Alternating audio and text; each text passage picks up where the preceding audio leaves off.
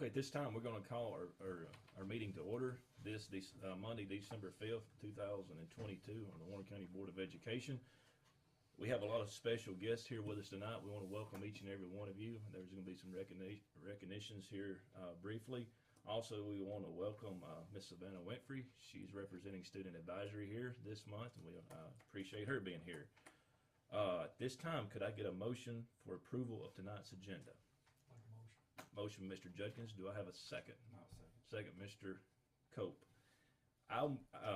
Due to a conflict of interest and as a point of order, I'm going to recuse myself from this because of the adoption on the student advisory. Like I say, due to a conflict of interest in that. Is there any other comments concerning the approval of tonight's agenda? Okay, all in favor, say aye. Aye. Any opposed? Motion carries. At this time, we're going to stand for our Pledge of Allegiance, and I'm going to ask Mr. Bennett, if you would, to lead us in the Pledge of Allegiance, please. I pledge allegiance to the flag of the United States of America and to the republic for which it stands, one nation, under God, indivisible, with liberty and justice for all. Thank you. You may be seated.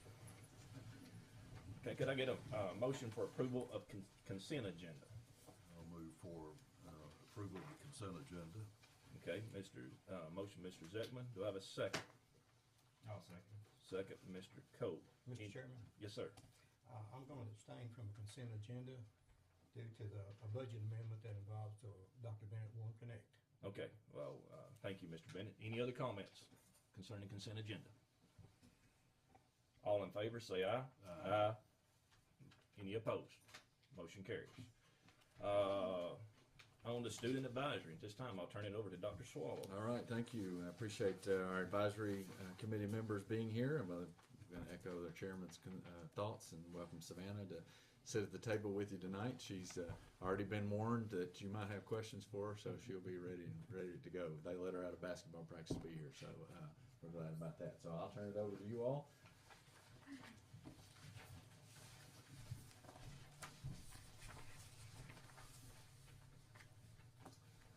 I hope you all are all doing well.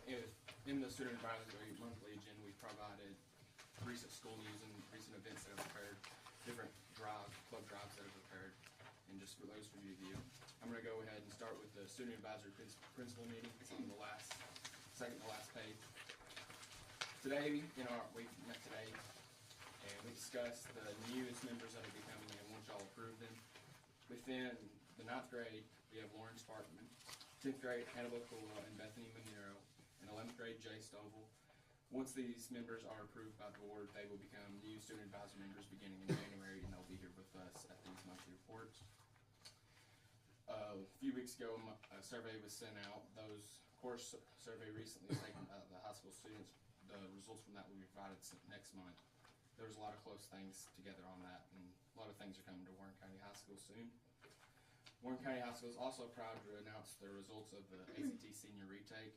There was at least a 1-point improvement in every area and an overall composite improvement of 1.2 points. 75 seniors went from a 21 to a 24. 34 scored between a 28 and 29. And we'd like to shout out the following seniors for scoring a 30 or higher. These include Lauren Mansfield, Camden Ware, Mitchell Caton, Duncan Clever, Brent Moore, Victoria Davis, and James Gooch. Plans are in the works to add an EMT course as well as cosmetology at Warren County High School. And a recent survey was conducted asking students where they would like to see improvements within our school using the TVA grant. And the overwhelmingly response to the options provided was cafeteria improvements because we do not have enough room for all the freshmen. It's crazy. Other options include the addition of an outdoor classroom and a food pantry. And Mr. Hobbs has given us a survey so we can choose where we think that this money should be used. And students have really came back with cafeteria because it's so bad. Scheduling for club meetings and times and dates was discussed because right now with our schedule, we don't have any times for clubs to meet or anything like that. So that was brought up. And members discussed the morning breakfast carts and ideas for more efficient ways to organize the start of second period breakfast carts. And we think that there should be more carts in the back halls so that right now we have 2 carts. They have breakfast after the first bell, and everybody jumps that lunch lady. I feel so bad. She goes through what? And we all fight over the breakfast in the morning, and we think there should be like organized ways to do that, and we think there should be more carts or something like that, and they should look at that. We'll be continuing on with the principal meeting. Specific procedures for a lockdown drill during the lunch period was discussed, as we did have a soft lockdown like 2 weeks ago during lunch, and everybody didn't know what to do because it wasn't ever discussed. And Mr. Hobbs has a plan in place to get this information out to students during the advisory class. And ultimately, all students in the cafeteria would exit the dining area and gather in the food distribution area like the kitchen. And there have been several responses to the student advisory email, and the nature of these emails was discussed with Mr. Hobbs, and we were assigned to respond to each and every one of them. And the following topics of emails were received: Warren County High School's administration in the halls during class change, teacher bathroom supervision to help control everything, vending machines added throughout the building, including snack machines, prom and guest age requirements, number of allowed parent, doctor, and unexcused notes, and food truck options, wildlife forest ranger courses. And lastly, in the principal meeting of the Student Advisory Committee, we discussed the addition of new PE equipment and free time added to the class. The ideas of adding frisbee golf, wiffle ball, and pickleball were discussed, along with the concept of a PE competition, which would end in a championship event which the student body could attend. This conversation led into the idea of hosting day games in order to provide the opportunity for all students to attend a game who might not otherwise have the opportunity. Finally, the idea of adding a football field, track, and tennis courts at the Warren County High School was discussed. The many benefits of having our own facility were discussed, including the possibility of adding a lacrosse team, hosting track and field events at our school, greater student participation, convenience, and safety. In the event of threats, the student body could assemble at the campus football field instead of bus to the Civic Center. All right, thanks, guys. Questions for them? One thing I would say is that I'd like to know how they're going to pay for all these things, but they've got good ideas. That's for us to figure out, right? You can't blame them for doing that. That's right. That's right. Questions for the group here? Good job. Good job. Appreciate you. And we Well- would like to invite y'all to the Select Flyer Show at 6 and 8 tonight. Tonight? Yes. All right. Two shows. Miss Kinnett said y'all get in free. Nice. That also means we have to be finished. They have an 8 o'clock show. Okay. All right. We will be finished with them. We have to be. We better be. We better be. All right. Thank you all. Okay, next on the agenda will be recognitions, and I know we have several, so I'm going to turn that back over to Dr. Swallows. All right.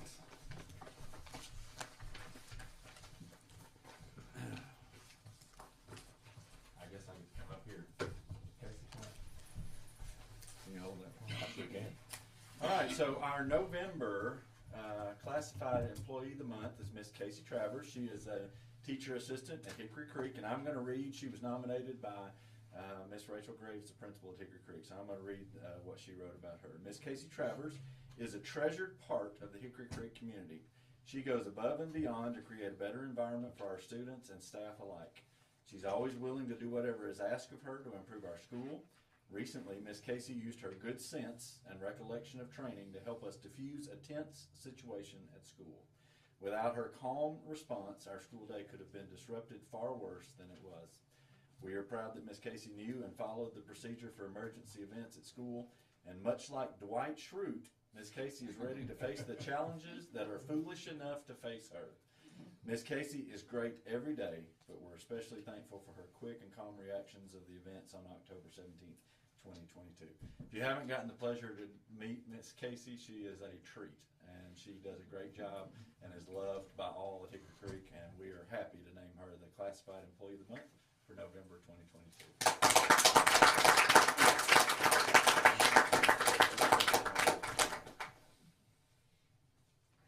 Wait, hold on. Got one more.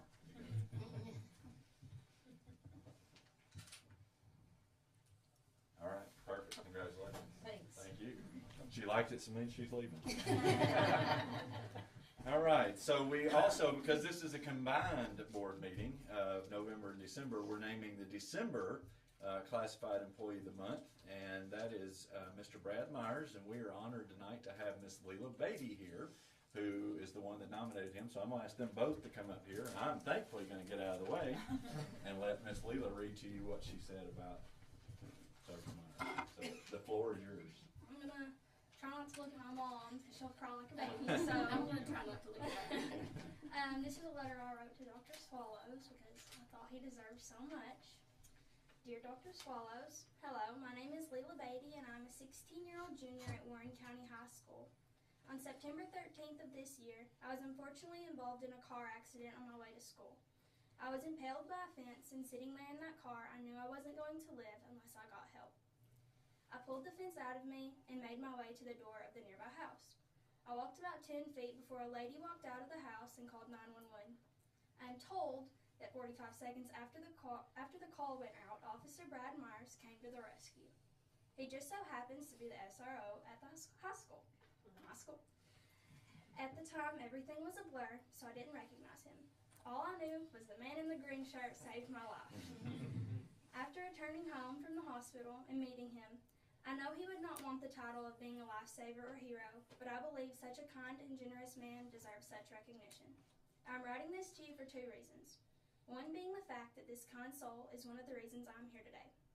Despite all the injuries I have, I'm here and living life thanks to him. He deserves that recognition. The second reason being that lots of bad news is spread across the world. I feel that this bad news creates a chain reaction and forces people to believe that goodness and humanity is gone. I want to share my story because it proves that theory wrong.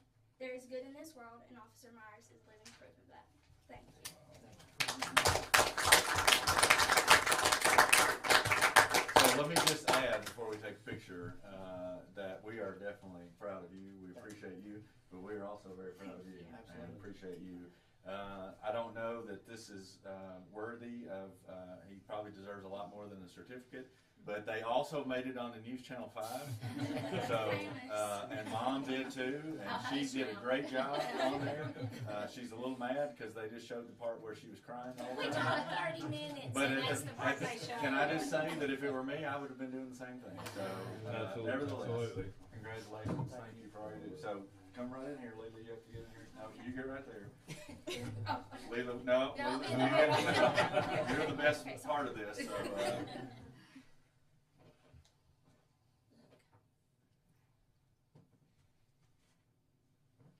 all right, keep smiling. It's like paparazzi.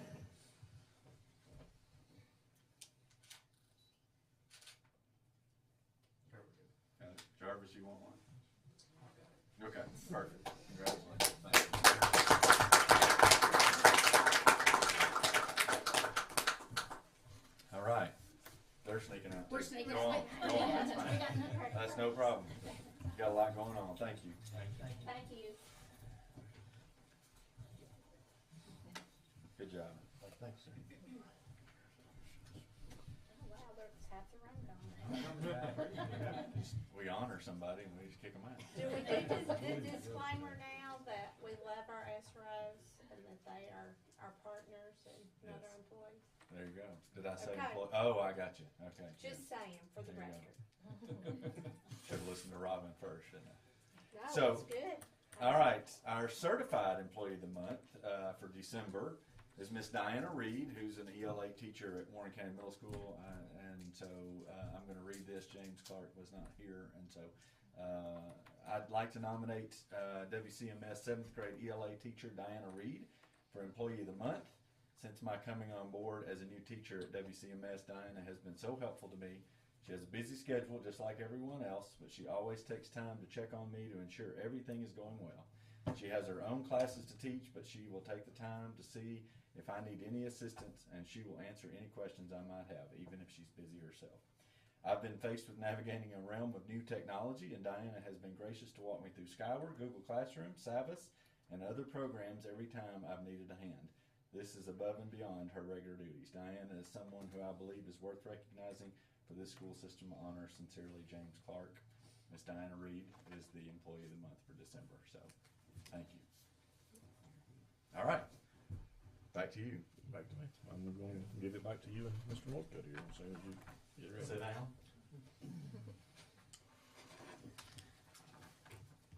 All right, on to facilities and resources, and I'll turn it back over to Dr. Swallows. All right.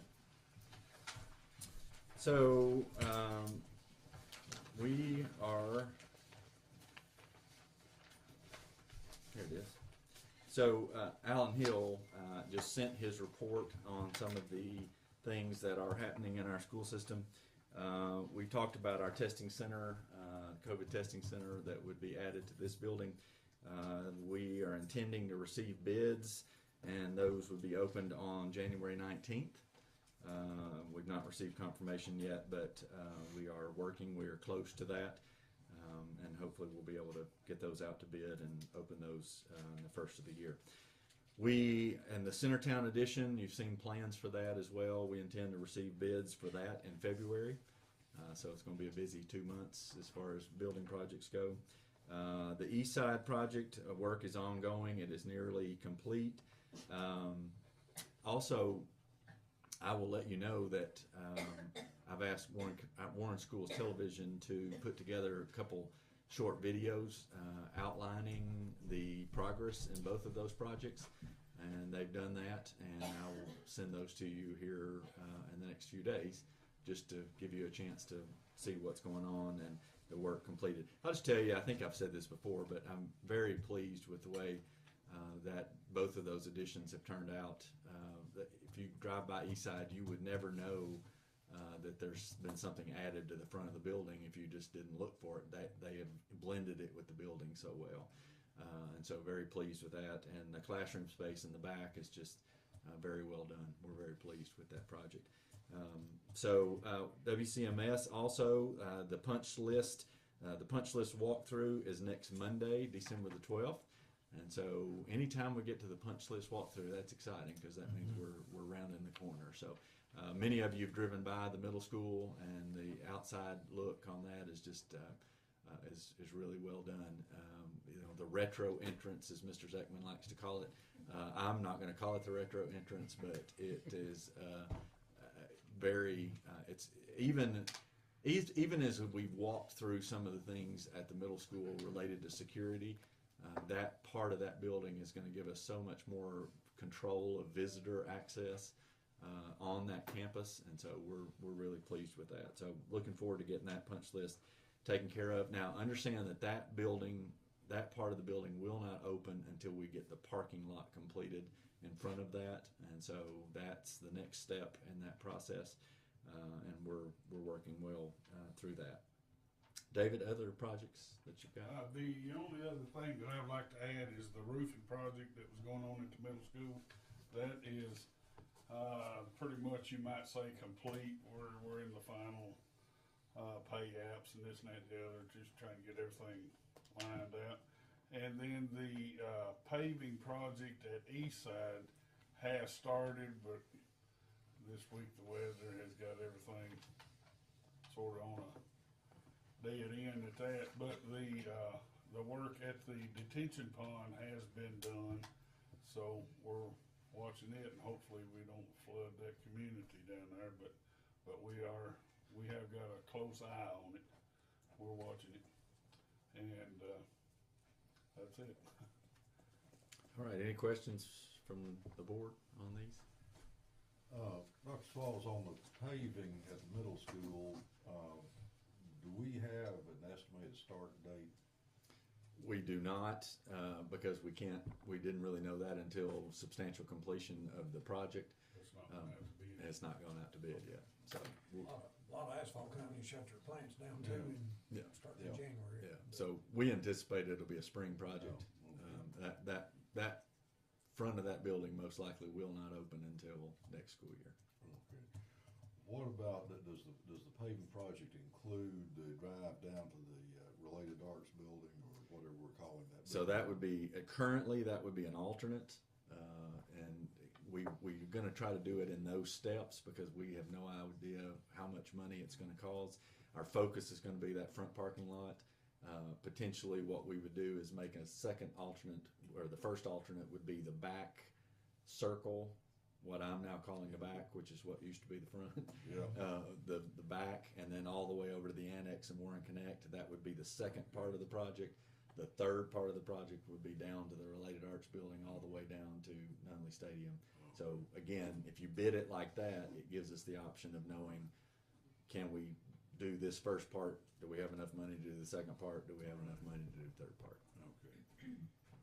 But of course, for the first phase is what you're calling the front, which was the back, or? That's correct. That's why we. The retro entrance. The yes. retro entrance, okay, that's project one.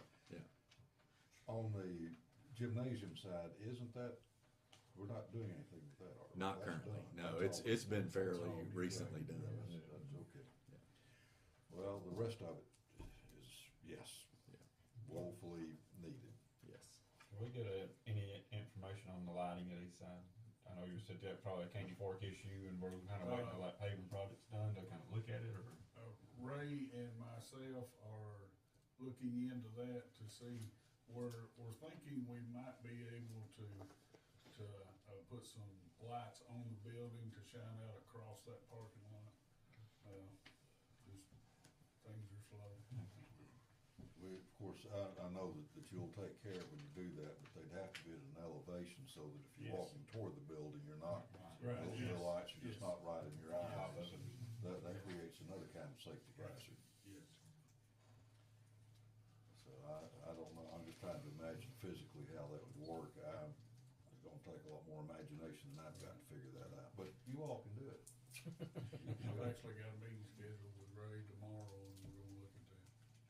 Okay. Great. Other construction updates? Any questions, I should say? All right, thank you, Mr. Chairman. Okay, operations report, I'll yield back to Dr. All right.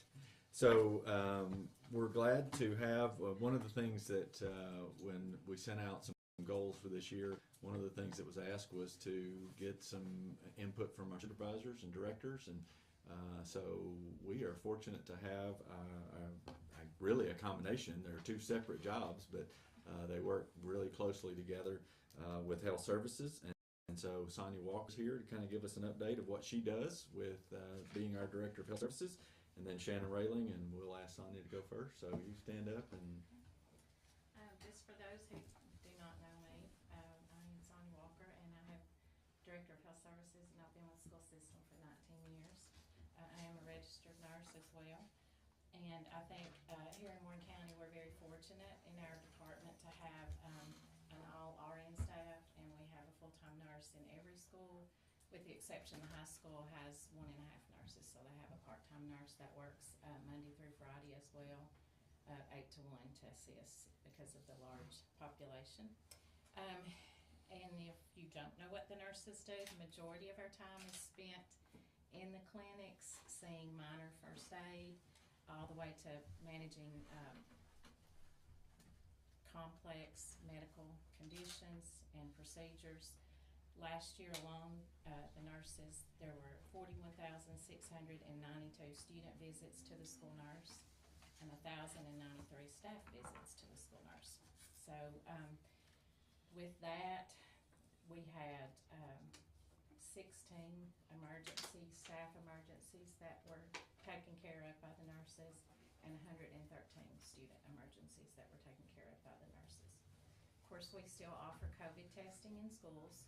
They manage AEDs. Every school has AEDs. Some schools have multiple AEDs. They manage that.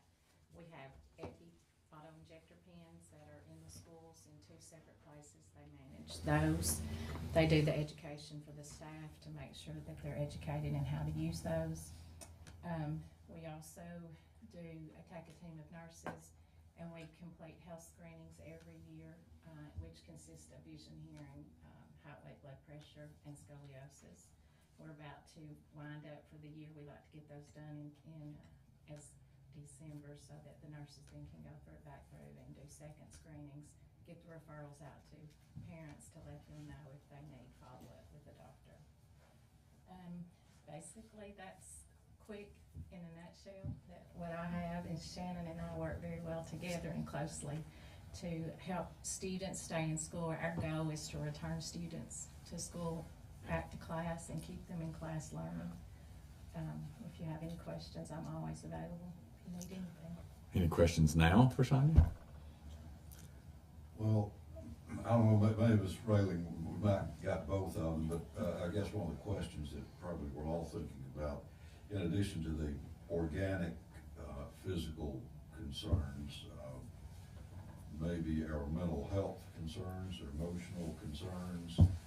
So Shannon will speak a little bit about that. So before we let you sit down, talk a little bit about the last couple of weeks and what you all have been seeing and your response to flu and cold and. We have seen over the last couple of weeks, the numbers trending. They are starting to trend down. A couple of weeks ago, the numbers were higher. We were seeing a range of flu cases, still COVID cases, strep, and a stomach illness that is going around, things that mimic a virus that mimics what the flu symptoms see. So the nurses have been putting in a spreadsheet letting us know how many students are absent in the schools so that we can kind of keep up with that, and it is starting to trend back to normal again. I would say close to normal, but of course anytime we're in session together we see all sorts of illnesses, and we try to recognize those symptoms and get them out of the school building as quickly as possible so that its disease is not spread. Yeah. I just want to commend you and your staff for the long extra hours and weekends y'all did during our COVID epidemic. Thank you. It was an outstanding job. Absolutely. And just for clarification, I was just making some notes.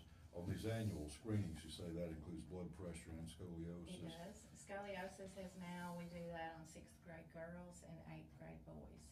Okay. Mm-hmm. Very good. Well, I appreciate you saying that, Mr. Bennett. The nurses were the front line of defense on a lot of phone calls, a lot of parent communication, and hours on the weekends, and doing contact tracing. And gosh, those are words that we don't want to use again. But ultimately, they just did a great job, and Sonia's leadership through a very tough time is very much appreciated. They do a fantastic job. We're very, very fortunate. I've had the pleasure of being in other school districts and seeing other things, and they all do a good job. But I'm very thankful for the leadership that Sonia gives every day, and our school nurses do a great job. So we're very thankful. So with that, Shannon, why don't you pop up there and talk a little bit about what you do along with that. We usually kind of come as a package deal. So. Coordinated School Health is an 8-component model, which is a CDC model. It's very comprehensive in that we really try to work with everybody. Anybody that you could think of that's a supervisor in this building, in some way I try to partner with them to remove non-academic barriers to learning. Like Sonia said, we want to make sure that our students are healthy and that they're in the classroom. We know that healthy students learn better. So whether it's something that we can do to improve their physical health, and we're partnering with Sonia for that, or if it's something that we can do for mental health, or if it's something that we can do to help keep our teachers healthier.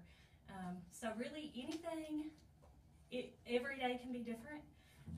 Anything that could involve parents and family health or community health. I do a lot of work with community groups to try to make sure that our schools and our community are partnering together for health.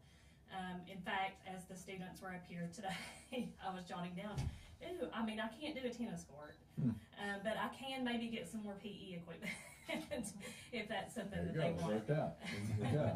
An outdoor classroom I've wanted to do for a long time, so I'm like, okay, good, the high school students want an outdoor classroom. So really, we go into the year with an action plan of things we're gonna do, but then things pop up and you say, oh, well I'm going to devote a lot of time to that because that's something that's going to help our students to be healthier. So we haven't really gotten to celebrate over the last few years some of the grants that we've gotten, but we did get the Project Diabetes grant with the health department, and that was $250,000, and it did the fitness center at Warren County Middle School and the outdoor challenge course. If you haven't been out there to see that, we're the only district in the state that has that kind of equipment at a school. We got 3 walking tracks. Centertown, Morrison, and Eastside have walking tracks. And then one of those new things that pops up that you started the year and you didn't know that you were going to be doing was we got the Resilient School Communities grant this year, and that is focusing on mental health and telehealth. So I think you guys got something in your packet about partnering for that. So I feel like I'm going to stop and let you ask questions. Yeah. Questions for Shannon? Bill, you may want to ask your question now. Well, it's just that concern about being alert to and addressing mental health concerns at a very early stage. Not just for the benefit of the student, which is first and foremost, but for the whole school community. And, how are we prepared in resources to deal with that? I mean, can we address those needs? I feel like we're very blessed with a great school counseling staff who works very hard to do a very hard job. Probably about 5 years ago, I felt one of the goals that I set for myself was to get more mental health services for our students, and it has been challenging, to say the least. We have MOUs with a lot of different providers, and we've just not been able to staff those positions, and that's something that's been seen across the state with school systems and their MOUs. This year, like I said, sometimes things just kind of fall into place the way that you have hoped for a while that they would. So the Resilient School Communities Grant will provide teletherapy services in every school. So each one of our schools will get equipment to set up in a private room where students can have access to teletherapy at no cost to them. And that's been one of the barriers that we've seen. When you do have an MOU with somebody, you might have the provider there, but then they can only see private insurance patients, or you have a provider and they can only see TennCare patients. This way, the way this is going to work, we don't have to have any information about their insurance. If that student needs therapy services, they can go in that room and have therapy services. Also, I think a benefit of that, and one of the reasons that I put in your packet about using Family Care Clinic for that, is that they do have an on-site here in town. So if a therapist felt like that student could benefit from also coming into the office, they could work to do that too. So we're excited about that. We partnered with Vicki, Dodd, and federal programs to do Care Solace. And we have seen in just about a month a very exciting number of families that are utilizing that resource. They can get online and do a anonymous search so that I can see how many people have done it, but I can't see anything about their private information. But we do know that our staff is utilizing that, and our counselors are referring students through that. And then I'm always on the lookout for more things too. So if anything else comes up that we can do for that, we will. Yeah, the telehealth is great. And there's a big nationwide startup business that's really drilling down as I think they claim to have access to 25,000 licensed therapists, which is pretty impressive. But are these like MD practitioners where they could prescribe meds? Through Family Care Clinic, they have 4 therapists, and you might have to remind me, Sonia, on their licensed therapists. And they can do diagnosis. I do know that. I wouldn't want to speak any further just because I don't want to misspeak, but I know that they can do diagnosis versus just being able to do a counseling session. And that is a big difference of whether or not, which type of employee you have, and if they can make a mental health diagnosis. Well, let me be just totally transparent about what I guess one of the things that motivates my concern, and I'm sure all the board members and Dr. Swallows and everybody's concerned about this. When we hear these terrible, horrific tragedies in schools, inevitably it seems like people pop up and say, well, school officials should have noticed that there was some aberration in this student's behavior. They should have noticed it, and they should have acted on it. And I have no way to verify those claims. I just don't know. But I know that's always asserted, or it seems to be asserted. Somebody should have noticed there was a problem with this child. Well, and I'll take that, sorry. I agree with you, and I think that's certainly something that is said publicly. And I would agree with that. Our employees are trained, and ultimately they're the ones that are watching for things that are concerning. And I think when Shannon said there's a number of people that are utilizing these are services, first of all, that maybe weren't even recognized 5 years ago. And so the fact that we're being able to provide them is great. Well, we wish we didn't have to provide them, but ultimately we are being able to provide them. And then when our employees recognize issues such as that, our counselors are the first line of defense with that, and that's, as Shannon mentioned, they do a great job there, but ultimately, at some point, it gets to a place to where we need outside help, and so again, bringing these resources in gives us the opportunity just to have more available and really serve our families and serve our community, because you speak about safety concerns, and ultimately those are nationwide and probably worldwide at this point. And what we preach to our teachers and our employees every day is that, you know, you're the ones building the relationships with those kids. When they come into your classrooms, you know whether or not they're having a good day or a bad day, because you can tell by the way they look or what's going on. And as we talk to our students, saying what they see and reporting what they hear is very important, and we rely on everybody to work together in that, our community and our families included. Well, I didn't know about the Care Solace thing. I think you sent out an email to the board members. I don't know much about it, but it sure sounds like a great idea if we can bring that kind of service importing that expertise that I don't know whether we would have the time to do all of that, even if we had the expertise. I think having those two things simultaneously, it's kind of confusing because both of these things are starting at the same time, but they're different opportunities for mental health care for our families and for our staff.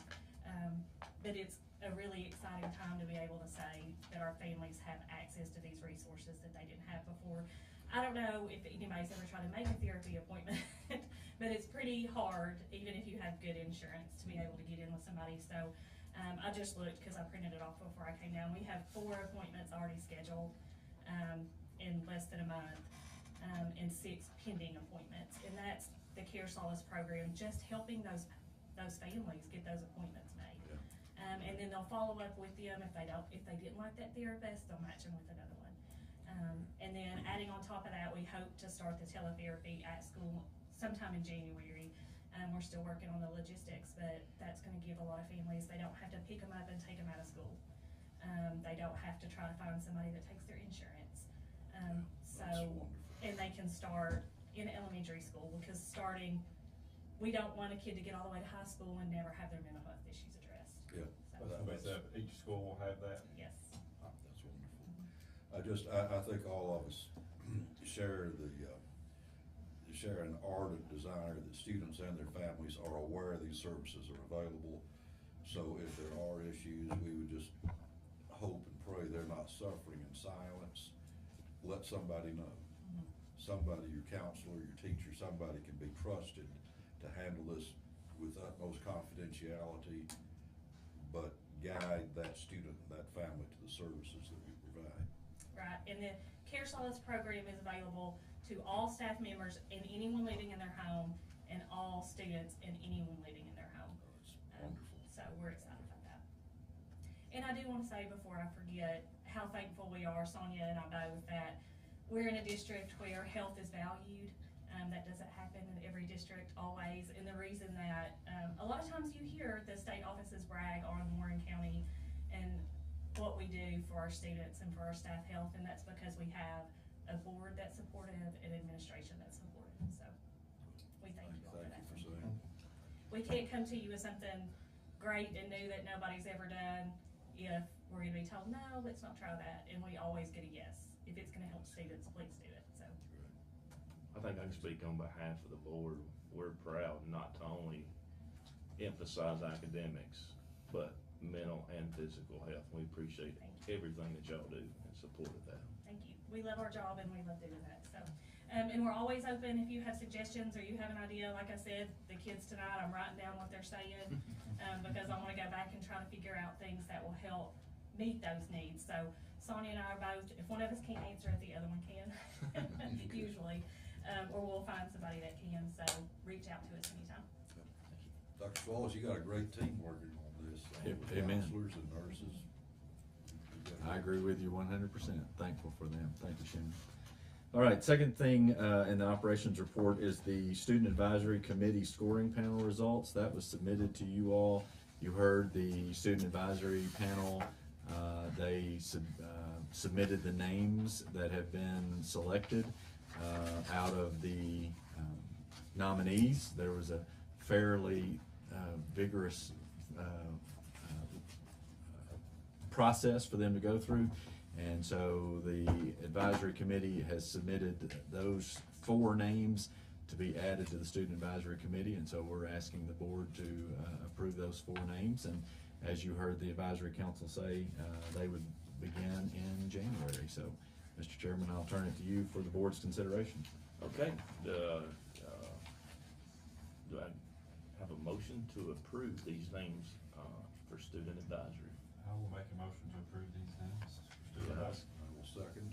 Okay, as I mentioned at the beginning of the meeting and approval of the agenda, I'm going to recuse myself from this and leave it up to the rest of the board because of a conflict of interest. Any other discussion on this? All in favor say aye. Aye. Any opposed? Motion carries. Curriculum achievement, there's none. On to other business, as is done annually, concerning the Board of Ethics. I am gonna turn this back over to Dr. Swallows and let him go over this. Okay, so appreciate that, Mr. Colwell. We have 2 board policies.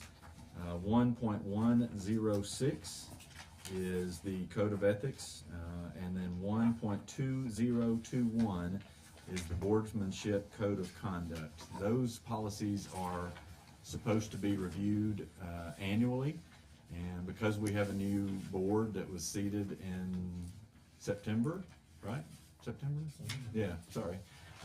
We have not done that yet, so I felt like it was probably important for us to review those, and we'll start again with the Code of Ethics. You can see in the first section, those are the definitions.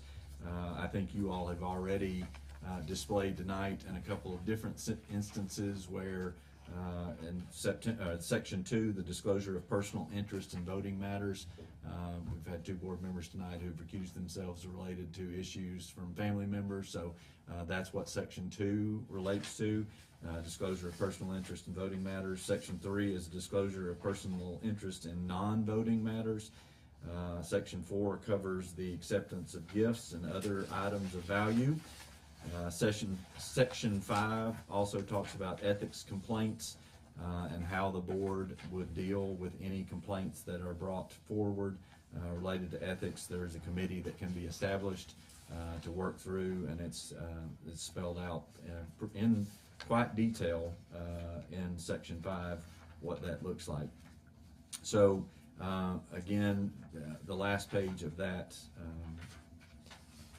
board policy is a District Code of Ethics conflict of interest disclosure statement.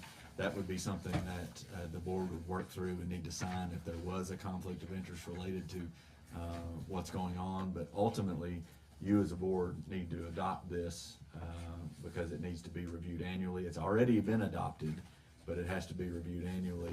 Our policy says reviewed annually in July. I would recommend that we don't do that in July because ultimately when we have new boards that are seated, it will not take place in July. We probably need to do it a little earlier than we did. I would say we would need to adopt it in the October meetings. That way that a board is seated at that point. But this follows the TSBA policy or the model policy with this. But as a board, you all would need to review this and be comfortable with it moving forward.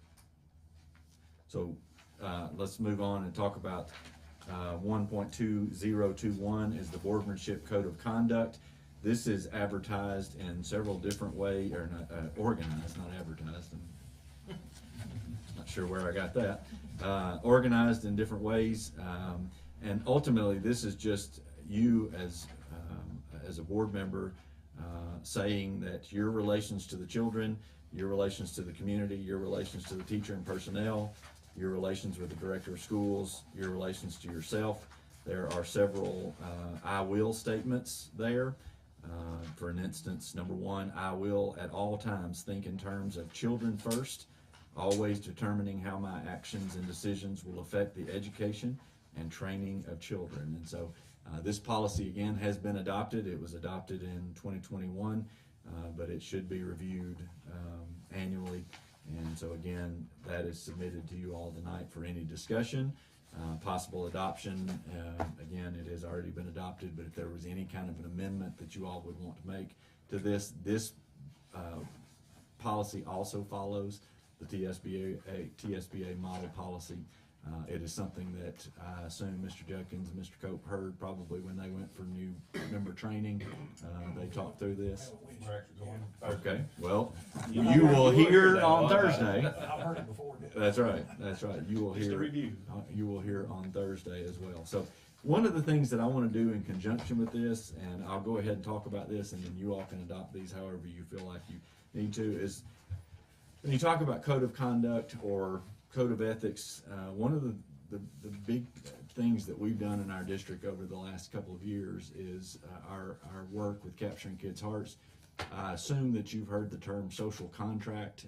I know Savannah has heard it in several of our classrooms. And so ultimately a social contract is how we ask each other how we treat each other. And so a couple weeks ago or a month or so ago, I sent an email to you all asking for your input on what a social contract would look like for this board and how we treat each other, how we treat people that come to our board meetings, how we interact with each other.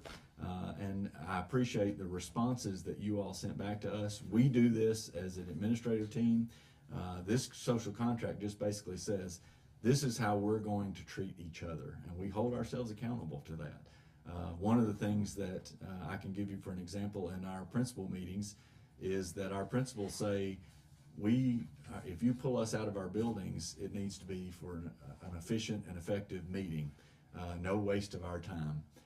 And that really gives me marching orders to say, you know, it's important to pull them out. If we pull them out of their buildings, it needs to be efficient and effective. We're not going to waste their time because they got a lot of work to do, right?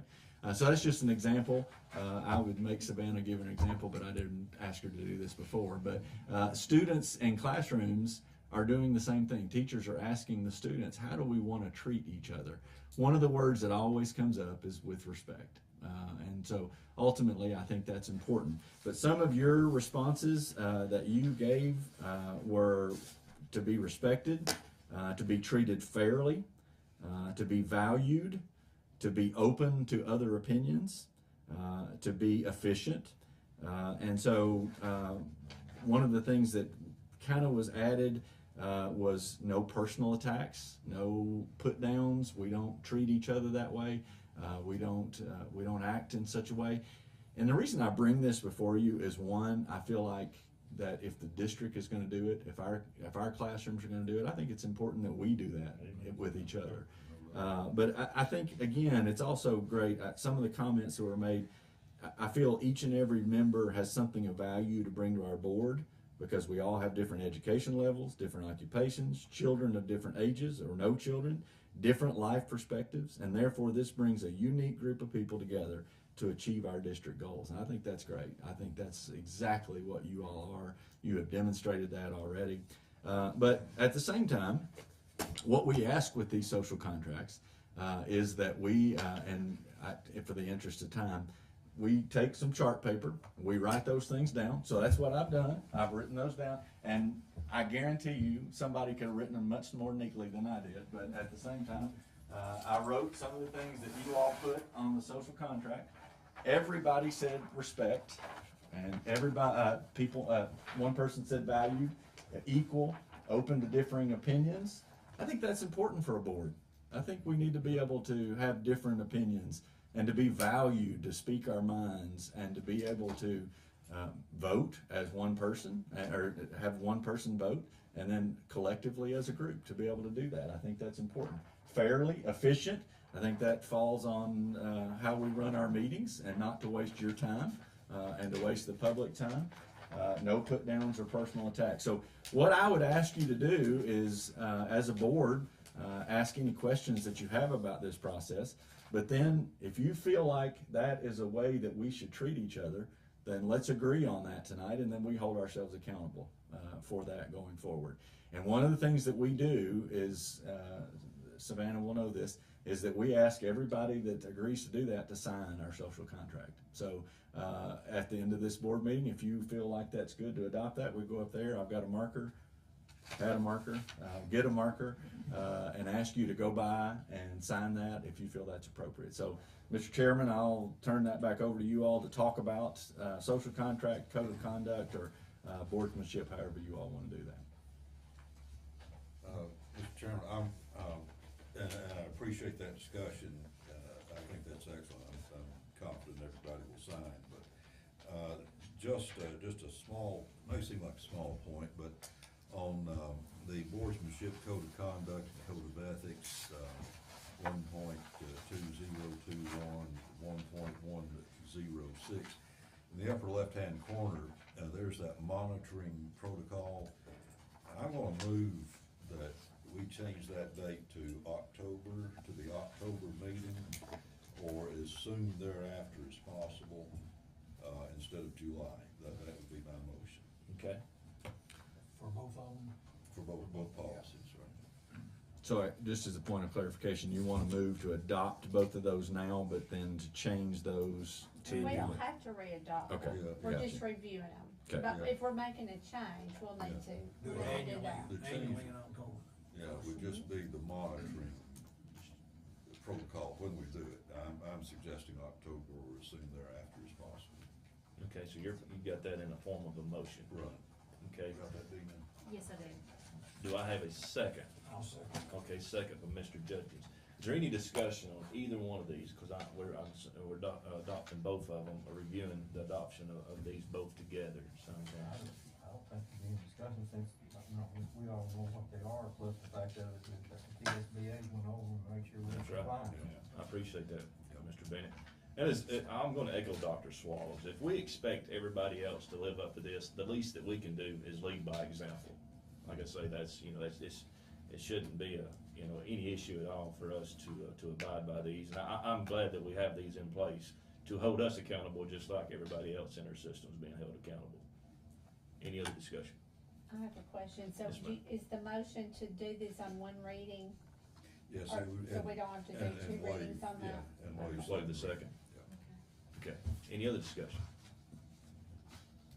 All in favor, say aye. Aye. Any opposed? Motion carries. Okay. Just if you all, again, feel comfortable with the social contract part of things, then just go by and sign that. If you've got any discussion, that can be changed. That's not board policy. That can be changed on a monthly basis. So we'll leave that up there. Feel comfortable, feel free to do that. And then, again, we can have a discussion around that at any time. Okay. Anything else in other business? Any questions for Ms. Savannah down there? She got off easy. We do appreciate you being here with us tonight, Savannah.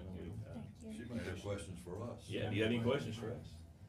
No, not right now, no. How's your new principal doing? I'm gonna put you on the spot here, just real. He's so fantastic. Oh, there you go. Man, we better adjourn on that one. Yeah, that's, hey, that ain't better than that. Anything else? Can I get a motion to adjourn? Well, I'm sorry. I do Sorry, want to Mr. mention one thing, on the third grade retention law, that is back in discussion. I think the committee, one of the two House committees met last week, and they're sort of drawing up implementation guidelines. But there was discussion in the last few days, it came to light in the media that some of our legislative leaders are in some degree reconsidering or saying we need to take a second look. I called Senator Bowling, Janice Bowling, early this afternoon, left word. I'm sure she's busy, haven't heard back, but I'm sure I will. Exactly what shape does that reconsideration look like? One of the things that I would hope that they would do right now, since they seem to be in some disarray now, because they passed that in great haste as part of the COVID response, and some of the legislators are saying we did it without due consideration. My suggestion would be to put it on pause, and give us a bye for this year, and let them work on. So what have you heard from your contacts? So, I appreciate you bringing this up. I'm trying to make sure that I say this, that it's the Tennessee Learning Loss Remediation and Student Acceleration Act, because when we call it third grade retention law, I think it unfairly puts a target on third grade.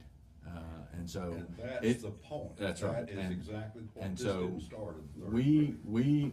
Mike Mansfield and Nicole Crouch and I have actually we finished our tour of third grades we've been to 8 third grade teacher meetings in the last week and a half to talk about just this.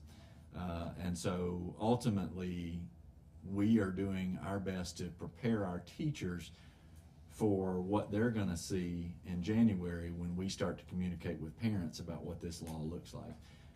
And so we want our parents to be engaged. We want everybody to be engaged. I have spoken to Senator Bowling myself. Senator Bowling has said to me that she feels like there is a need for change with this. And I'll just say this: we're okay with the expectation that all students that are going to 4th grade be ready to read. Yes. But guess what? We've been ready. We've been okay with that for hundreds of years. Yeah. And so high expectations are good. We're okay with that. One of the things that I want to call out is that this is waking some people up, and that we need to get involved in this process, and that's a good thing. Now, I will tell you, the way that the law is currently written, asking a 3rd grade, 8, 9, 10-year-old student to go in on one day in the spring and take a test that's really tough to determine whether or not they're going to be promoted to 4th grade, that's pretty tough. I'm 43 years old.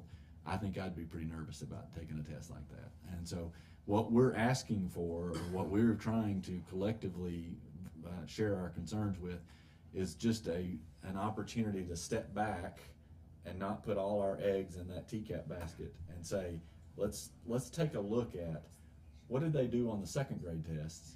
What have they done on their universal screener in the fall? What have they done on the universal screener in the winter? And then what are they doing on the 3rd grade test? When we take that holistic approach, then I think we're much better off when we look at the possibility of retaining somebody in the 3rd grade. But as you well know, I think the General Assembly has heard the same stats you've heard. If this law would have been in effect last year, 70% of 3rd graders would have been retained. That's statewide. So that would have been a lot of students that remained in 3rd grade, and a lot of 4th grade teachers would have become 3rd grade teachers because we would have had more students in 3rd grade than 4th grade. There are some issues with it. I would ask that you continue to advocate with our elected officials to say there is a better way forward, but we need some help with that better way. In communicating with the legislators, what's your reaction, maybe other board members, of, the legislature will be back in session in January. It'll take them a couple of weeks to get organized, got through with all the partying, with the lobbyists and all that, then maybe they can start some work. But just pausing this whole thing for a year, would that create a problem? Well, I think ultimately there are lots of issues of we don't get TCAP scores back until midsummer. We get raw scores, but we don't have something that determines whether or not they're on track or meeting expectations or exceeding expectations. So what does that look like? We don't know how that. Are we going to wait to make retention decisions until the middle of the summer? So those are things that I think a pause would help. I'm going to stop short of saying that I think we need to repeal the law completely, because there are some good tenets in it, but we need a more holistic look. And then we were discussing this today, and again, this is by no means a perfect example, but Warren County chooses to take the 2nd grade TCAP assessment. We choose to do that. That's not necessarily something that's required, but we choose to do that. But what's to say we don't take that 2nd grade assessment, make it mandatory, everybody takes it in 2nd grade, we get a picture of what that looks like, and then if a student is below or approaching expectations, give them the opportunity to take the TCAP portion again right now in December of their 3rd grade year, to where we can see maybe they passed it there. Maybe it wasn't just one day that they had a bad day. And then again, maybe they didn't pass it there, but then they get another opportunity to take it in April or whenever it is the normal testing window. And so we've had 3 opportunities to look at that. If we still have if we have 3 pictures of how the student is able to perform, we feel like that's more of an option, you know. And so I think, again, we would like to see school systems be consulted with that, but at the same time, we need some help. Well, the present law, as you know, provides for a retake, but I think the idea of 3 would be. Well, let's be real clear though too. It says to retake it in the summer. Yeah. So again, how do we, I mean, the schools are not in session in the summer, so again, we don't know what that looks like. I just want to go back to saying, I'm for high expectations. We just don't know how this plays out. Yeah. And this mentoring thing, you know, if we had unlimited money, where are we going to get Right. the people? So personally, I just think until the legislature can figure this out in a practical, realistic way, we just need to put it on hold for a year. If you wait and take it in the summer, then that puts a burden back on the system for the simple reason of just what he said a minute ago, of the ones that doesn't pass it, and that you're seeing a more overload. Yeah. Again, that there'd be less students in the 4th grade than would have been, and more in the 3rd grade, and you have to move teachers and everything else. That's correct. He's exactly right. If we wait until the summer and in August, we turn around and say, oh, well, sorry, you were gonna teach 4th grade, but now you have to teach 3rd grade. That's an issue in and of itself too. Just one other thing. Yes, sir. In our workshop in January, would you maybe ask Mr. Robinson maybe to come and give the board an update on his safety and what he's found out in our system? Sure. Be good. Because I know that's number 1 of all of our priorities, the safety of all of our students and staff. Be glad to. Thank you. I think I interrupted the motion to adjourn. You did not. Yes, that's when we call for other business or any other comments. That's what it's there for. But I will call for it again if there's no other comments or no Make a other. motion to adjourn. Okay, we got a motion, Mr. Jackson. Do I have a second? I'll second that. Second, Mr. All in favor, say aye. Aye. We're adjourned. Thank you all. Thank you, Don't Savannah. forget about the safety. Oh, yeah. Oh, let me get